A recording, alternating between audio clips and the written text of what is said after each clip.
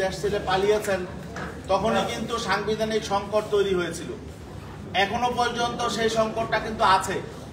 এখন সরকার যে সমস্ত কার্যক্রম পরিচালনা করছে, কিছু আছে সংবিধান স্বীকৃত, কিছু আছে সংবিধানের বাইরে। অতএব পুরাপুরি শতভাগ এই এক্সিস্টিং সংবিধানকে অনুসরণ করে এখন কিন্তু রাষ্ট্র চলছে না। অতএব এই জুলাই সনদকে সংবিধানের দোহাই দিয়ে এটাকে এভাবে যদি আগামী পার্লামেন্টের উপর ছেড়ে দেওয়া হয়, তাহলে আমরা মনে করছি যে এই রাষ্ট্র সংস্কারের যে অঙ্গীকার ছিল সরকারের, এটা বাস্তবায়িত হবে না। আর সেটা না হলে রাষ্ট্র আবার আগের মতো চলবে এবং জুলাই অভ্যুত্থানের যেই চেতনা ছিল সেটা ধ্বংস হবে। এত রক্ত, এত ত্যাগের বিনিময়ে মানুষের মধ্যে যে প্রত্যাশা তৈরি হয়েছিল, এই প্রত্যাশা আমরা ব্যর্থ হতে দিতে পারি না। আর এই সরকারও ব্যর্থ হোক, অঙ্গীকার পূরণে ব্যর্থ হোক, এটা আমরা চাই না। এই জন্য আমরা বলেছি এখন দায়িত্ব হলো সরকারের। প্রধান কাজটা ছিল রাজনৈতিক দলগুলোকে নিয়ে একটা ঐকমত্যে পৌঁছানো।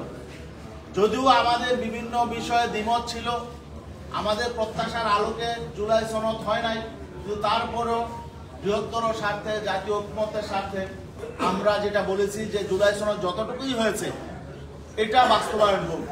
এটা যদি বাস্তবায়ন যদি না হয় তাহলে সংকট আরো ঘনীভূত হবে। আমরা নতুন সংকট চাই না। আরেকটা বিষয় হলো যে আমাদের প্রধান কাজ ছিল জুলাই সনদে রাজনৈতিক দলগুলো একমতে পৌঁছানো, সেটা হয়েছে। তারপর ইমপ্লিমেন্ট কিভাবে হবে এটার মূলত দায়িত্ব হলো সরকারের। বাকি এটা রাজনৈতিক দলগুলোর বিতর্কে ছেড়ে দিলে হয়তো দেখা যাবে আমরা একমতে পৌঁছতে পারবো না। এই জন্য ইসলামী আন্দোলন বাংলাদেশ স্পষ্ট বলেছে এখন সরকারের দায়িত্ব হলো এটা কিভাবে বাস্তবায়ন হবে, এটা বাস্তবায়ন করা, এটার আলোকে নির্বাচন অনুষ্ঠান করা। আর আমরা ধারাবাহিকভাবে যে কথা বলে এসেছিলাম যে পিআর পদ্ধতির নির্বাচন, সেটা এখনো শুরু হয় নাই। এ নিয়ে আমরা এখনো মাঠে আন্দোলনে আছি। আমাদের প্রত্যাশা যে সুষ্ঠু নিরপেক্ষ নির্বাচনের স্বার্থে এটা বিবেচনা করা হবে। ধন্যবাদ সবাই।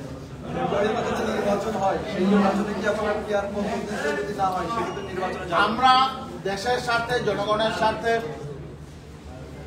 জুলাই চেতনা বাস্তবায়নের জন্য আমরা একটা যৌক্তিক দাবি তুলে ধরেছি। আমরা চেষ্টা করে যাব, যতক্ষণ পর্যন্ত এটা বাস্তবায়ন না হয় ততক্ষণ পর্যন্ত তো আমরা আমাদের প্রচেষ্টা চালিয়ে যাব। নির্বাচনে যাওয়া না যাওয়ার প্রসঙ্গটা এখনো আসছে না, কারণ নির্বাচনের সুনির্দিষ্ট রোডম্যাপ এখনো ঘোষণা হয় নাই। জুলাই সনদ এখনো চূড়ান্ত হয় নাই, তাই না? জুলাই সনদ চূড়ান্ত হবে, নির্বাচনের সুনির্দিষ্ট রোডম্যাপ হবে, নির্বাচনের পরিবেশ তৈরি হবে, তারপরে বোঝা যাবে যে আসলে নির্বাচনটা কেমন হবে। না, গণভোটের বিষয়ে আমরা আমাদের কথা বলেছি যে গণভোটের আগে এখানে একটা সাংবিধানিক অর্ডার দিয়ে যাতে জুলাই সনদটা আইনি ভিত্তিতে হয়, তারপরে গণভোট দিতে হবে। এই জন্যই যাতে জনগণ এটাকে যে গ্রহণ করলো, এটা একটা জনমত, এটার পক্ষে থাকা দরকার, যাতে পরবর্তীতে কেউ এটাকে চ্যালেঞ্জ করতে না পারে। এই জন্য, এবং পার্লামেন্টে যারা যাবে তারাও যদি এটা পরিবর্তন করতে না পারে, এই জন্য গণভোটের বিষয়টা আমরা বলেছি। এবং এ ব্যাপারে মোটামুটি প্রায় সকল রাজনৈতিক দল একমত। সেটা যেহেতু গণভোটের আগেই এটা একটা আইনি ভিত্তি পেয়ে যাবে যদি এটা সাংবিধানিক অর্ডারের মধ্য দিয়ে হয়। অতএব এটার জুলাই সনদের আগেই, জুলাই সনদের ভিত্তিতেই নির্বাচনটা হবে, এটা আমরা ধরে নিতে পারি। একটা মৌলিক বিষয় যেটা এই জুলাই সনদের একটা অন্যতম দাবি ছিল সংস্কার। এই সংস্কারটাই মূলত হলো 53 বছরের যে ধারায় নির্বাচন চলে আসছে, এই ধারার নির্বাচন হলে দেশের জাতি আকাঙ্ক্ষা পূর্ণ হবে না, এবং যারা যে কারণে একটা জুলাই বিপ্লব হয়েছিল সে আশা পূর্ণ হবে না। আমরা বলছি 53 বছরের যে নির্বাচনী ব্যবস্থা, এটা পরিবর্তন না করলে মৌলিক সংস্কার হবে না। আর এইটার মৌলিক সংস্কার হলো পিআর পদ্ধতি, লোয়ার হাউসের নির্বাচন।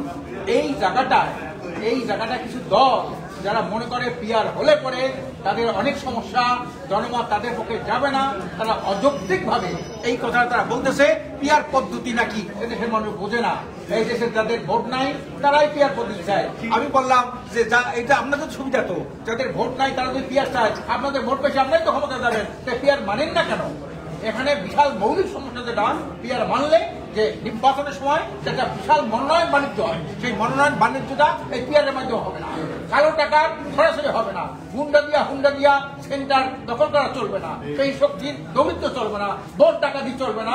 এই জন্য আমরা সর্বোচ্চভাবে বলে আসছি যে পিয়ার পদ্ধতি লাগবে লোয়ার হাউসে, এবং এর ভিত্তিতে আপার হাউস, এটা আমি বলছি, কিন্তু লোয়ার হাউসে যতদিন পর্যন্ত এই পিয়ার পদ্ধতি না হবে ততদিন কিন্তু দেশের কোনো মৌলিক সংস্কার হবে না। আমি যতই গণভোট দেই আর যত কিছু সংস্কার করি, আসলে মৌলিক ব্যাপারটা হলো কিন্তু লোয়ার হাউস সংসদ নির্বাচনটা, এই 53 বছরে এই সংসদ নির্বাচনটা সুষ্ঠুভাবে সঠিকভাবে হয় নাই, জনমতের প্রতিফলন ঘটে নাই। এই জন্য শতভাগ মানুষে জনমত প্রতিফলনের জন্য পিয়ার অবশ্যম্ভাবী। আমরা এই পিয়ার বাস্তবায়নের জন্য এবং জনগণের শতভাগ আপনার জনমত আদায়ের জন্য আমরা ইনশাল্লাহ রাজপথে আসি, আরো থাকবো। কঠিন থেকে কঠিনতর কর্মসূচি দিয়া জনপ্রত্যাশা এই পিয়ার পদ্ধতির সংসদ নির্বাচনে দাবি আদায় করে থাকবে। ধন্যবাদ।